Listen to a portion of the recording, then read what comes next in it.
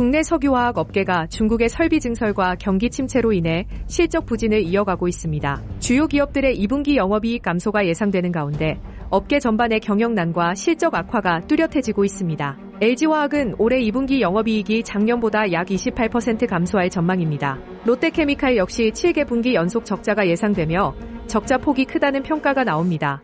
국내 신용평가 3사는 롯데케미칼의 신용등급을 낮췄고 LG화학 등은 등급 전망을 부정적으로 조정했습니다. 전반적으로 보면 분위기는 현저히 떨어졌고 호황일 때는 일이 너무 많아서 힘들다라는 말을 많이 했지만 지금은 반대로 일이 없다 보니까 회사에 이제 눈치가 보인다는 겁니다. 그러다 보니까는 현장의 분위기나 노동자분들이 좀 많이 좀 위축되어 있는 상황인 거죠.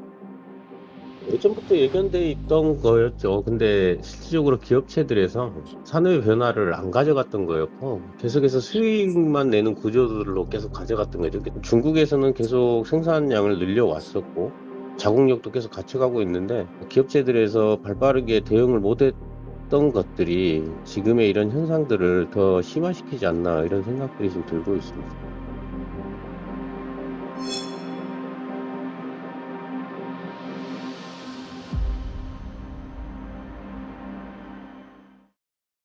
지금 국내 석유화학 같이 좀 비슷한 그런 위기 상황에 처해 있는 산업들이 좀 몇 개 되는데 가깝게는 전기자동차의 2차 전지 그리고 철강 산업 정도인데요. 철강 산업은 사실 석유화학 산업하고 비슷한 어떤 산업 단계에 있죠. 그러니까 기초 생산재, 기초 산업재를 만드는 산업이 철강인데 철강 같은 경우는 지금 계층별로 보면 맨 위에 있는 큰 기업들은 그렇게 어렵지 않아요. 오히려 이제 그 다음 단계 이렇게 내려가는 중소 중견 철강사들이 어려운데 석유화학 산업은 맨 위에서부터 밑에까지 다 어렵습니다. 이유는 석유화학 산업은 워낙 지금 과잉 공급이 심합니다. 그러다 보니까 큰 석유화학 산업 같은 경우 우리 롯데케미칼 그리고 LG화학 그 다음에 이런 업체들을 들 수 있는데 이게 1분기에 다 올해 1분기에 적자로 돌아섰습니다. 그래서 지금 적자 규모가 간단치도 않고 대규모라서 대부분 석유화학 대기업들이 이제 구조조정에 들어가 있는 거고요. 구조조정이라 하면 인력이나 생산시설보다는 일단은 자산을 갖고 있는 게 있거든요. 자기들이 갖고 있는 해외 투자처 아니면 국내 자산을 지금 일제히 매각하면서 재무제표상의 중장기적인 그런 위기가 아니고 당장 현금 유동성을 확보하기가 게 목전에 두고 있거든요. 그래서 그런 정도로 지금 석유화학 산업은 많이 좀 어려운 상황입니다.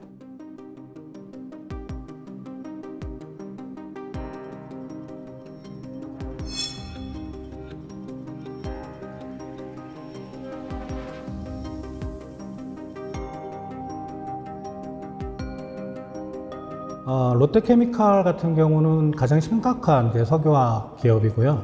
왜냐하면 이제 SK이노베이션이나 LG화학은 그래도 좀 다운스트림, 우리가 석유화학을 업스트림하고 다운스트림을 나누는데 업스트림은 가장 기초적인 단계, 에틸렌 같은 걸 뽑아내는 기초 유분이죠. 그리고 이제 다운스트림은 그 기초 유분 에틸렌 같은 걸 가지고 좀 더 정밀한 화학 제품을 만드는 건데 다운스트림 쪽은 사실은 정밀한 화학 제품이기 때문에 우리가 많이 좀 최근에 중국에 밀리긴 하지만 그래도 팔 수 있는 여준이 있습니다. 근데 롯데케미칼 같은 경우는 주로 업스트림, 상당히 좀 어떻게 보면은 공급 과잉이 심한 이제 그런 쪽의 사업 비중이 높다 보니까 9년 만에, 그러니까 삼성에서 사실 인수가 됐었거든요. 9년 전에. 9년 만에 처음으로 생산직 직원을 대상으로 구조조정에 나서고 있습니다. 공고사직의 형태고요. 문제는 3년 연속 적자고 올해 1분기에 물론 적자가 한 지금 1,300억 원 정도 되는 걸로 나오고 있고 SK이노베이션도 올해 1분기에 적자로 돌아섰어요. 작년까지는 흑자였는데 한 450억 원 정도 적자가 났고요.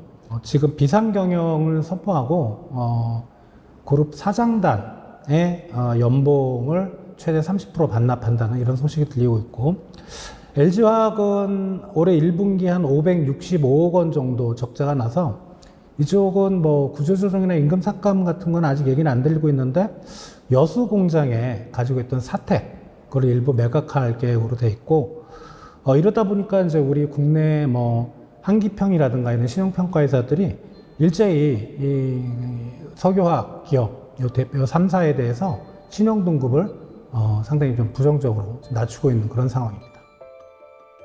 저희 현장까지 체감은 작년 4분기부터 그게 실감이 됐었고, 일단 가동 자체가 좀 많이 안 되는 게 주 원인이었죠. 그리고 또 한 가지는 출하를 저희가 담당하고 있는데, 출하량이 감소가 많이 되어서 그걸 더 체감하게 되었습니다. 사내하청 같은 경우는 실질적으로 월급 생활을 하지만 그 월급이 기반이 기본급이나 상여급으로는 생활할 수가 없기 때문에 연장 근무를 많이 하거든요. 보통 주 52시간은 지키지만 대부분 주말 같은 경우도 출근을 많이 했었는데, 작년 4분기부터 주말 근무가 현저히 줄어드는 상태였습니다. 롯데케미칼은 1공장, 2공장, 3공장, 4공장이 있는데 2공장이 작년에 연말에 박스업이 됐어요.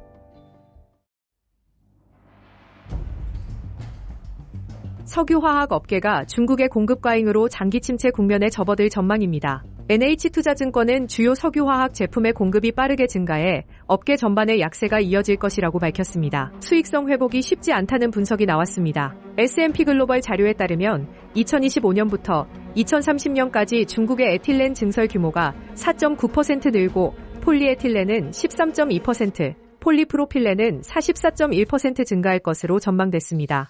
공급 확대 속도가 매우 가파른 모습입니다.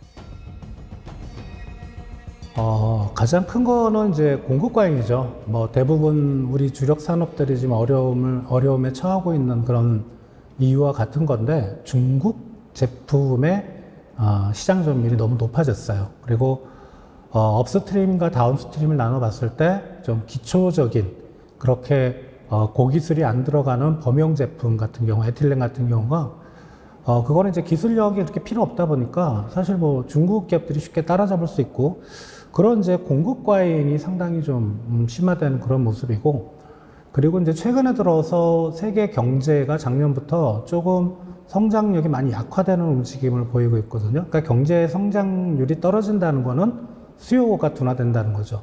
예. 공급은 점점 과잉인데 수요마저 둔화되니까 지금 석유화학 산업의 어떤 그 가장 근본적인 원인, 글로벌 공급 과잉이 이제 우리 기업들을 어렵게 하고 있고, 또 하나는 기존에 우리 석유화학 제품이 한 40% 정도 한 몇 년 전만 해도 중국으로 우리가 수출이 됐거든요, 전체 수출에. 근데 이제 중국 기업들이 워낙 그런 제품들을 잘 만들다 보니까 우리 거를 안 써요. 당연히 뭐 가격도 우리보다 낮을 거고, 그러다 보니까 자급률이 많이 높아졌어요. 그러니까 폴리에틸렌 같은 경우는 2018년, 우리 얼마 안 되죠. 한 5년, 6년 전에 자급률이 한 60%였는데 2023년 기준으로 80%까지 올라갔어요. 그러다 보니까 우리 제품은 특히 중국 시장에 대한 의존도가 높았는데 이제 그런 것들이 안 팔리고 있고, 그럼 중국 시장에서만 우리가 안 팔리느냐? 그게 아니고 중국 기업들도 자국 시장에만 파는 게 아니고 세계 시장에 자기 제품을 팔잖아요.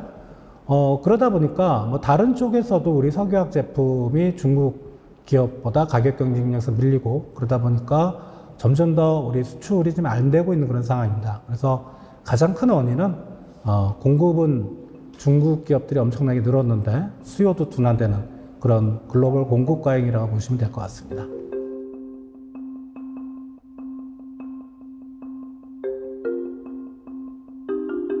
우리 이제 가장 석유화학 산업의 맨 밑에 단에 뭐 기술력이 그렇게 많이 요구되지 않는 제품을 우리가 크게 폴리에틸렌하고 폴리프로필렌을 들 수 있는데, 에틸렌 같은 경우는 중국의 어떤 생산 능력이 유럽과 일본, 한국을 합친 거 정도 됩니다. 전 세계적으로 보면 중국이 한 5천만 톤이 좀 넘고요. 마켓쉐어가 한 25% 정도 되거든요. 미국도 한 4,600만 톤, 그래서 뭐 한 20%. 그러니까 나머지를 뭐 한국, 일본, 뭐 유럽 등이 차지하고 있는데, 그 정도로 이제 에틸렌 생산 능력이 중국이 1등이고, 그리고 이제 프로필렌 같은 경우는 더 합니다. 이거 같은 경우는 전 세계 마켓시어의 한 40% 정도 중국 제품이 차지하고 있고, 중국이나 뭐 중동 쪽에 이제는 석화산업을 자발적으로 개발을 해서 자기네들이 하고 있는데, 이게 실질적으로 예전부터 이런 말들은 많이 나왔었거든요. 2000년대 초반부터 아마 이 석화산업은 장기화될 수 없다, 사업 자체가. 기업들이 뭔가가 좀 획기적으로 자구책을 갖고 특별하게 개발을 하지 않으면 석화산업은 길게 장기화될 수 없다라고 그런 말들이 무수히 많이 들렸었거든요. 이거를 대비 못한 게 저는 솔직히 회사라고 생각을 합니다. 원청. 너무 좀 늦지 않았나. 그리고 이제 우리나라 석유화학 산업의 가장 큰 문제점은 뭐냐면 내수보다는 사실 수출 지향적이거든요. 만약에 한 250 정도를 생산한다고 연간에 우리 기업들이 봤을 때 그 중에 100만 국내 수요로 들어가고 150이 바깥으로 나가요. 지금 바깥으로 나가는 그 150쪽이 상당히 좀 타격을 받고 있는 그런 상황입니다. 석유화학 수출을 보면은요, 작년 상반기 1월부터 6월까지가 전년 동기간 대비 플러스 5%였는데 수출 증가율이 괜찮았죠. 근데 올해 상반기를 보면 마이너스 11%입니다. 갑자기 나빠진 거고요. 작년부터도 공급 과잉 이슈는 있었지만 작년 하반기부터 세계 경제가 갑자기 좀 빠르게 좀 둔화되는, 그러니까 수요가 안 되니까 수출이 더 안 되는 것 같고, 이게 문제가 되는 게 이제 단가도 중요하거든요. 단가가 올라간다는 건 수요가 늘어난다는 건데, 작년 석유화학 수출 단가가 톤당 한 1200달러 정도 됐었는데 지금은 톤당 1100달러로 좀 많이 빠져 있습니다. 그러다 보니까 이건 구조적인 수요 부진, 이런 것들이 지금 겹쳐 있는 걸로 생각이 되고, 다만 이제 올해 6월 달만 보면 우리나라의 중국으로 가는 수출 물량 자체는 조금 늘었어요. 예. 그러다 보니까 수출 증가율이 한 7% 정도 플러스가 나왔습니다. 근데 요거는 우리가 구조적으로 턴을 한다기보다는 중국 시장에 이슈가 좀 있었던 것 같아요. 중국 기업들이 약간의 공장을 테스트한다는 그런 얘기도 있었고, 그리고 뭐 일시적이기 때문에 우리가 6월 달 한 달은 좋았지만 7월부터는 다시 우리 중국으로 가는 수출이 상당히 좀 안 좋지 않을까 생각이 됩니다. 이게 만약에 뭐 몇 년 정도나 요 정도만 버티면 된다 그러면은 다행스러운데, 이게 문제가 지금 친환경 이슈가 너무 큽니다. 이게 탄소 중립 때문에 예를 들어 뭐 우리나라 이제 새로운 정부도 탈플라스틱 정책을 추진한다 그랬잖아요. 이런 식으로 석유화학 제품을 점점점 사용 안 하는 추세. 그게 우리나라만 그런 게 아니고 세계 다른 주요국들도 그러다 보니까 이제는 그런 거에 대응을 해야 되는 그런 상황이고, 그리고 이제 새 정부의 그 대통령 선거 공약집을 보면 그린 익스체인지, 그러니까 그린 트랜스포메이션이 분명히 들어가 있고, 거기에 석유화학 산업에 대한 얘기도 상당히 좀 언급이 되어 있습니다. 특히 문제가 되는 게 뭐냐면 2023년 기준으로 우리 주력 제조업의 온실가스 배출량을 보면 사실 철강 산업이 가장 커요. 큰데 석유화학 산업이 예를 들어 철강이 한 123 정도 된다면, 그러니까 123이라고 하면은 1억 2,300만 톤, 석유화학 산업은 8,200만 톤입니다. 만만치 않죠. 그래서 철강하고 석유화학 산업에 대한 그린 전환, 이게 정부가 강력히 드라이브를 걸고 추진할 건데, 이게 곰곰이 생각해 보면 정부가 할 수 있는 일이 과연 뭘까? 우리가 기술이 만약에 뭐 철강이나 석유화학 산업에서 생산 공정에서 온실가스를 줄일 수 있는 획기적인 기술이 발견된다면 모르는데, 근데 정부가 할 수 있는 일이 아니잖아요. 그 말은 이쪽에 페널티를 주겠다고 하는 거거든요. 그러니까 점점 석유화학 산업의 어떤 생산 활동에 있어서 온실가스를 많이 배출하니까 그게 뭐 탄소 국경세일 수도 있고, 세금을 부과하는 방법으로 정부가 페널티를 줄 수가 있다는 거. 그렇다면 석유화학 산업이 오히려 최근에 글로벌 공급 과잉 이슈보다는 이 어떤 정부의 친환경 전환, 그린 전환, 이거를 더 주목을 해야 될 걸로 생각이 됩니다.